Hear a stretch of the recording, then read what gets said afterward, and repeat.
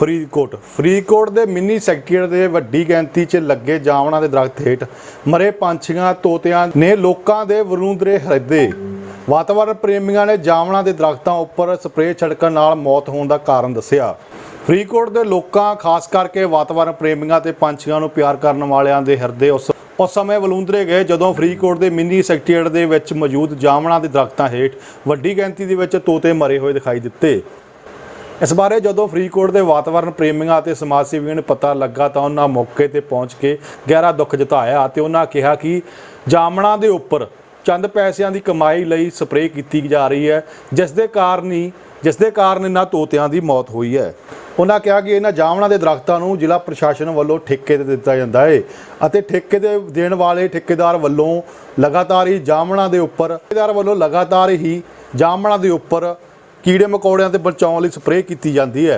पर उन्होंने कहा कि ये जिहड़ी दवाई छिड़की जाती है इस नाल काफ़ी नुकसान हुंदा है ते काफ़ी जानवरों की मौत हुंदी है। एक पासे जिथे ठेकेदारां वालों मौत का कारण मींह दस्सिया जा रहा, दूजे पासे वातावरण प्रेमियों ने इस कारण नूं सिरे तो नकारिया। तुसीं भी देखो वातावरण प्रेमियों ने की कहा। दूजे पासे पशु पालन विभाग के deputy director doctor Rajeev Kumar Chhabra नाल गलबात की गई तो उन्होंने दस्सिया कि यह मामला साडे ध्यान में आ गया है अते माहर डॉक्टरां नूं टीम भेज के पड़ताल करनगे। नाल ही उन्होंने कहा कि मरे हुए पंछियों की सैंपलिंग की जाएगी और उस दे विचों जो भी तत्त सामने आउणगे उस दे आधार पर लिखा जाएगा। हुण देखना यह होगा कि आने वाले समय दे विच प्रशासन की सख्त कदम चुकता है क्योंकि लगातार ही फरीदकोट के विच पंछियों के मारने की घटनावां सामने आउंदियां रहिंदियां ने। फरीदकोट तो देखो धर्मिंदर मान की ये रिपोर्ट।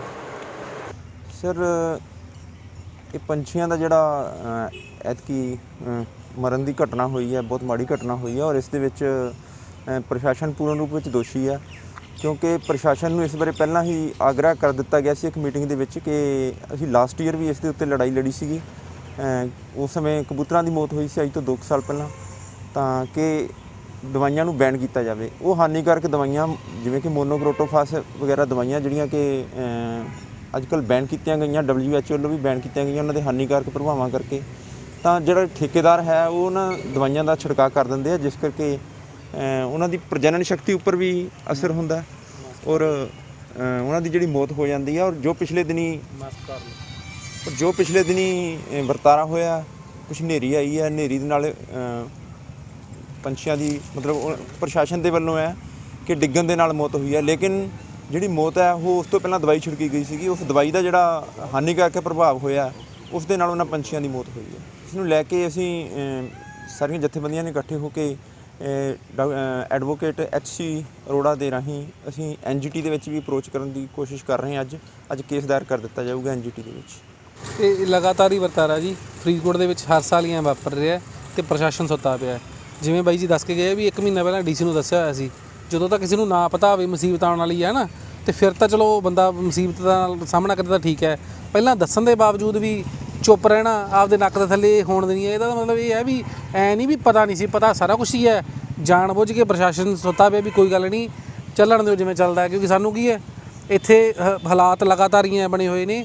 ਕਦੇ ਤਾਂ ਮਤਲਬ ਪ੍ਰਸ਼ਾਸਨ ਦੇ ਨੱਕ ਥੱਲੇ ਤੋਤੇ ਮਰ ਰਹੇ ਆ, ਕਦੇ ਦਰਖਤ ਵੱਢੇ ਜਾ ਰਹੇ ਆ, ਕਦੇ ਨਹਿਰਾਂ ਦੇ ਵਿੱਚ ਗੰਦਾ ਪਾਣੀ ਮਿਲਾਇਆ ਜਾ ਰਿਹਾ।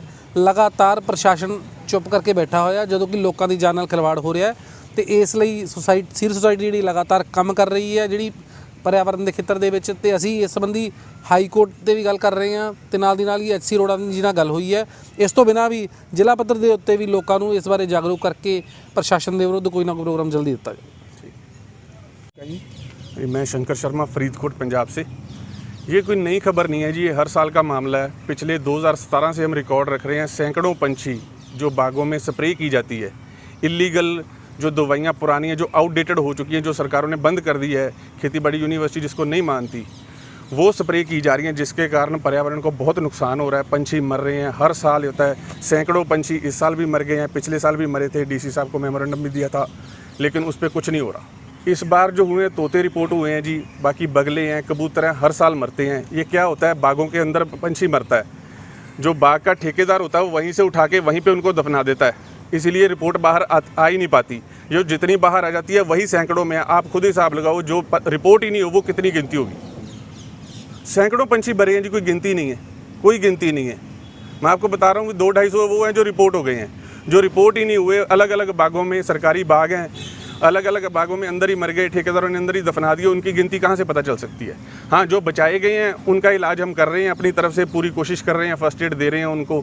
जितने बचेंगे अभी तक जो हमारे पास आए हैं वो तकरीबन बचा लिए गए हैं, कुछ रिलीज़ कर दिए गए हैं, कुछ अपने पास अभी भी ज़ेरे इलाज हैं। ये जो सीज़न है ये जामुन का है जी, जामुन का है। यहाँ आसपास के जैसे किन्नू के बाग हैं, स्प्रे जो होती है 15 तारीख 5वें महीने के बाद और 20 तारीख 7वें महीने से पहले पहले होती हैं। और जितने भी पंछी मरते हैं इसी के दरमियान मरते हैं। प्रशासन की तरफ से कहा जाता है ये अंधेरी के कारण हो गया, बारिश के कारण हो गया, लेकिन जो बारिश तो वैसे भी बहुत आती है एक साल में, अंधेरी भी आती है, लेकिन अभी जो जितना भी पंछी मरता है ये इसी 2 महीने में मरता है। स्प्रे पहले मोनो बोली जाती थी जी, मोनो की स्प्रे होती है। अभी क्या इन्होंने कर दिया है, ये क्या करते हैं कबाड़ी वाले से जो अप्रूव्ड हैं उनके खाली बर्तन लेते हैं, उनमें वही पुरानी स्प्रे जो आउटडेटेड हो चुकी है उसकी स्प्रे कर देते हैं। अगले दिन बस यही कुछ होता है जो आपके सामने है। अभी प्रशासन का बिल्कुल ध्यान है जी, प्रशासन की ध्यान पिछले साल से तो हम ध्यान में भी लाना शुरू किया उनके। चलो पहले मान लेते हैं भी उनके ध्यान में नहीं भी होगा, ये हो नहीं सकता, लेकिन फिर भी मान लेते हैं चलो उनके ध्यान में नहीं होगा। पिछले साल तो ध्यान में लाया था, इस साल उस पर कार्रवाई होनी चाहिए थी, लेकिन नतीजा आपके सामने ही, अभी भी वही कुछ चल रहा है। क्या मांग है? मांग यही करते हैं आने वाली पीढ़ियाँ अगर पंछी देखना चाहती हैं तो ये सब बंद करना पड़ेगा और तुरंत बंद करना पड़ेगा। अगर नहीं करते हैं, जो जैसे चिड़िया होती थी, अपना कोए होते थे, वो अभी आज के बच्चों ने देखे नहीं है, आने वाले बच्चे ये भी नहीं देखेंगे। ਸਾਡੇ ਨੌਲੇਜ 'ਚ ਇਹ ਮਸਲਾ ਹੁਣੀ ਨਹੀਂ ਆਇਆ ਤੇ ਅਸੀਂ ਇਸ ਨੂੰ ਚੈੱਕ ਕਰਨ ਵਾਸਤੇ ਇੱਕ ਟੀਮ ਕੰਸਟੀਟਿਊਟ ਕਰਤੀ ਹੈ। ਪੋਲੀਕਲੀਨਿਕ ਦੇ ਸਪੈਸ਼ਲਿਸਟ ਜਿਹੜੇ ਨੇ ਇਸ ਟੀਮ ਨੂੰ ਹੈੱਡ ਕਰਨਗੇ, ਲੀਡ ਕਰਨਗੇ ਤੇ ਜੋ ਵੀ ਇਹਦਾ ਮਸਲਾ ਜੋ ਉਹਦਾ ਡਾਇਗਨੋਜ਼ ਹੋਏਗਾ ਜਾਂ ਕਿਸ ਕਾਰਨ ਮਰ ਰਹੇ ਨੇ ਤਾਂ ਉਹ ਉਸ ਅਕੋਰਡਿੰਗਲੀ ਆਪਾਂ ਇਹਦਾ ਟ੍ਰੀਟਮੈਂਟ ਜਾਂ ਜੋ ਰਿਸਪੈਕਟ ਹੈ ਉਹ ਪੂਰਾ ਕੀਤਾ ਜਾ ਸਕੇਗਾ। ਇਹ ਸਰ ਇਹ ਮਾਮਲਾ ਹਰ ਸਾਲ ਹੀ ਆਉਂਦਾ ਹੈ, ਅੱਗੇ ਕਿਤੇ ਤੁਹਾਡੇ ਧਿਆਨ 'ਚ ਆਇਆ ਪਿਛਲੇ ਸਮੇਂ ਦੇ ਵਿੱਚ ਜਾਂ ਪਿਛਲੇ ਸਾਲ ਜਾਂ ਉਦੋਂ ਪਿਛਲੇ ਸਾਲ ਹਰ ਸਾਲ ਇਹ ਜਿਹੜੀ ਮੌਤ ਹੁੰਦੀ ਹੈ ਤੋਤਿਆਂ ਦੀ?